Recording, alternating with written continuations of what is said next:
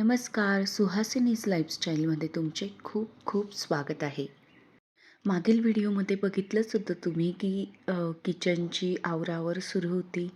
बऱ्यापैकी साफसफाई केली होती. आता मी किचनमध्ये या रॅकमध्ये ना भांडी लावत आहे.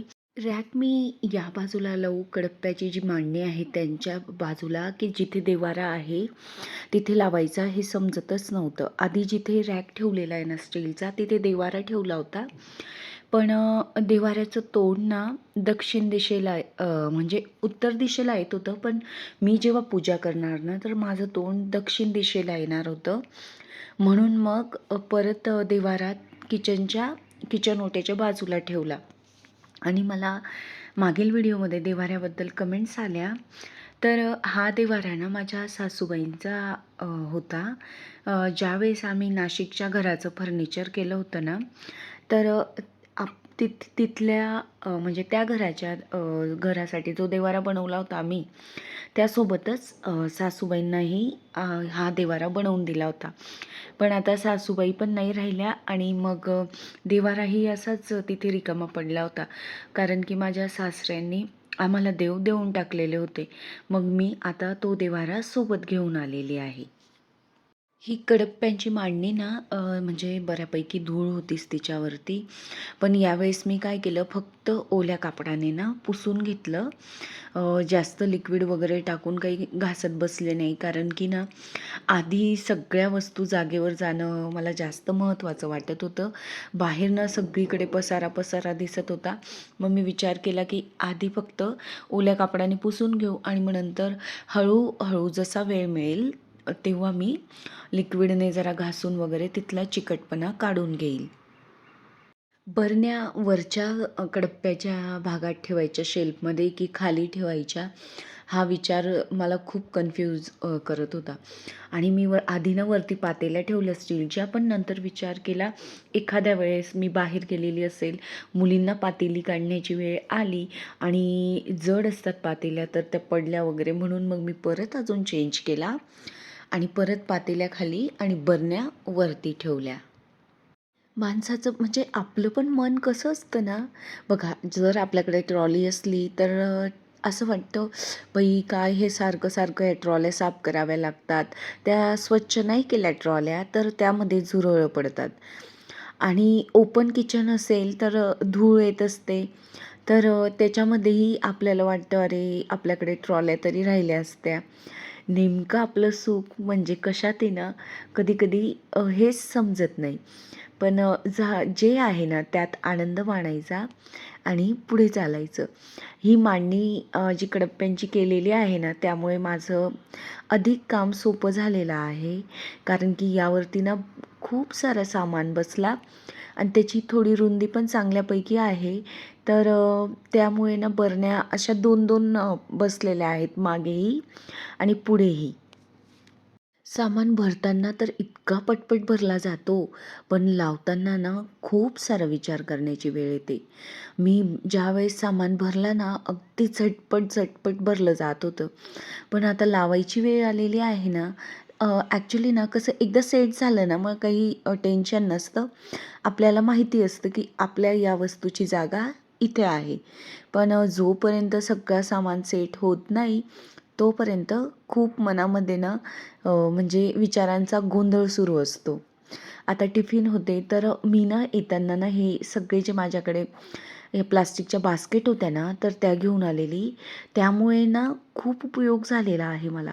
कारण की गॅस ओट्याखाली जो स्पेस आहे ना, तिथे आता जर असं भांडे डायरेक्टली रचले असते ना मी, तर ते अगदी खूप म्हणजे लगेच पसारा होत राहतो आणि खूप साऱ्या असा म्हणजे हे दिसायला लागतं की इकडे भांडे पडलेले आहेत, तिकडे भांडे पडलेले आहेत. तर मी काय केलं, या बास्केटमध्ये ना एका बास्केटमध्ये आपले टिफिन ठेवले, एका ह्याच्यात कप ठेवले, एका ह्याच्यात छोटे छोटे जे बॉक्स आहेत त्यात चमचे ठेवले.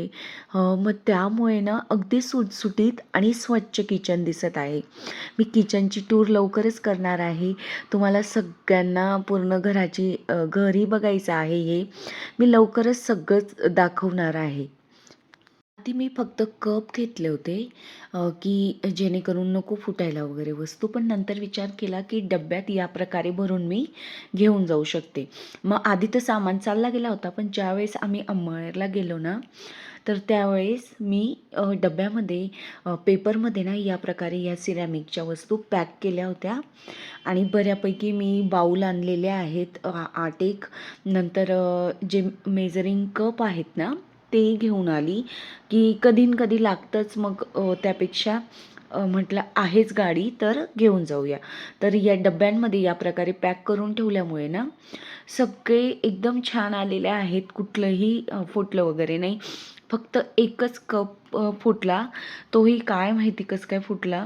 कारण की गाडी जेव्हा हल्ली वगैरे असेल ना जोरात, त्यावरती वजन वगैरे आलं असेल म्हणून मग कप फुटलेला. किचनला लागूनच जे टेरेस आहे ना, तिथे सगळ्या वस्तूंना काही म्हणजे बऱ्यापैकी वस्तूंना मी पेपर लावून आणलेला होता.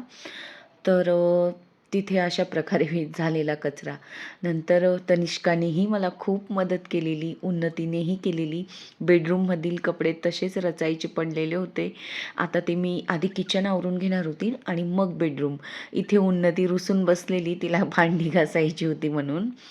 अशा पद्धतीने किचनच्या दोघंही मांडण्या लावून झालेल्या आहेत. भांडी लावल्यानंतर ना ही इतकी कमी दिसत होती. मी विचार केला की ही भांडी लावताना मला एवढा वेळ का लागला.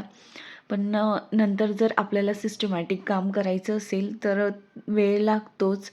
आणि त्यानंतर ना मी किचन आवरायला सुरुवात केली. इथलं किचन चांगल्यापैकी मोठं आहे. फ्रीजही मी माझ्या सासूबाईंचाच आणलेला आहे. तोही बंदच होता. मग तोही घेऊन आलेली मी.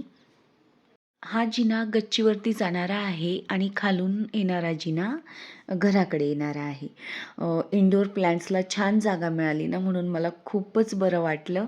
नाहीतर मला आधी वाटत होतं की माझ्याकडे आता टेबलही नाही आहे, तर मी हे सगळे प्लॅन्ट्स कुठे ठेवू. पण अगदी व्यवस्थित मस्तच हे प्लॅन्ट्स इथे ऑर्गनाईज झालेले आहेत. हे प्लॅन्स घ्यायला ना मिस्टर सोबत तयारच नव्हते. म्हणत होते की वाटून दे इथेच बिल्डिंगमध्ये कुणाला तरी. पण माझा जीव काही होईना, कारण की खूप जीव लावून त्यांना वाढवलेलं आहे आणि अगदी आपल्या घरातल्या मेंबरप्रमाणे त्यांच्यातनं म्हणजे आपला जीव अडकून जातो. आणि मी तयारच नव्हती. त्यांचेही बिचाऱ्यांचे खूप हाल झाले या प्रवासामध्ये. ते नाशिकवरून अंमळनेर गेले. अंमळनेरला 8-10 दिवस राहिले. तिथलं वातावरण, नंतर तिथून परत बुलढाण्याला आले. तर पण त्यांनीही अगदी प्लॅन्ट्सने चांगली साथ दिलेली. किचन जवळपास पूर्ण सेट झाला होता आणि स्वच्छही करून झाला होता. आता फक्त मला गॅस ओटा आवरायचा होता. मी झाडत होती आणि कितीही वेळ झाडलं ना, तर इकडून बारीक धूळ येत होती, तिकडून कचरा येत होता आणि या झाडूचाही बऱ्यापैकी कचरा पडतच होता. आता मला प्लास्टिकचा गालाचा झाडूही आणायचा आहे नवीन. तर त्या झाडूमुळे ना जरा सोपं जातं.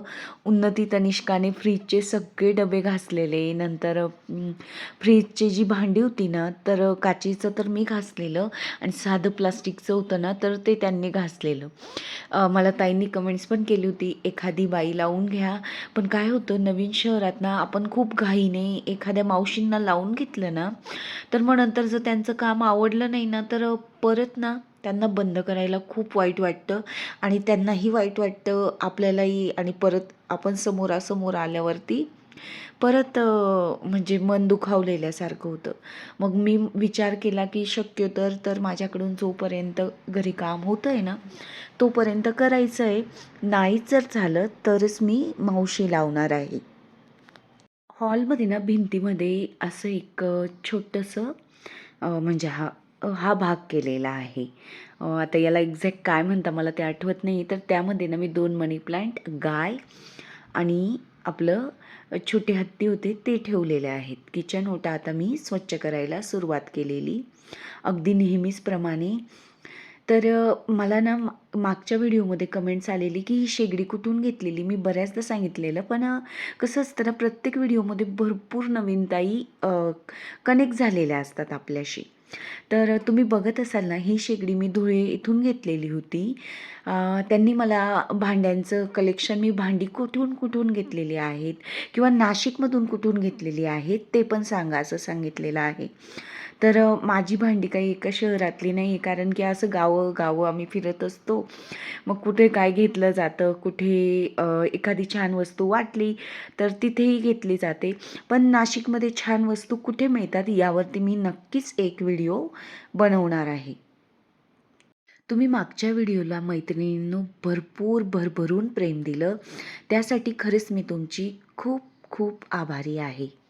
नाशिकला असताना ना तिथे पाणी मुबलक प्रमाणात आहे आणि बुलढाण्याला पाण्याचं जरा शॉर्टेज आहे, कारण की 5व्या दिवशी ते पाणी येतं. आता मला ना कमीत कमी पाण्यात म्हणजे अ, कमीत कमी पाणी वापरायची सवय करावी लागणार आहे. कारण की 5व्या दिवशी पाणी येतं म्हणजे तुम्हाला माहितीच असेल की किती कमी प्रमाणात पाणी वापरावं लागतं.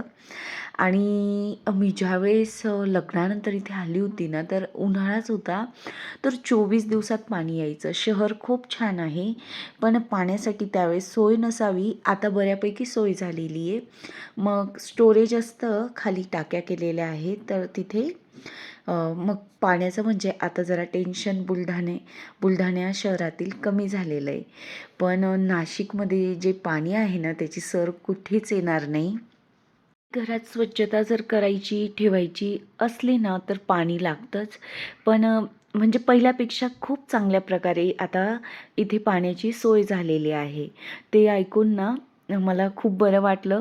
नाहीतर ज्यावेळेस बुलढाण्याला बदली झाली असं समजलं ना, तर मला तर पाण्याचंच इतकं टेन्शन आलेलं होतं.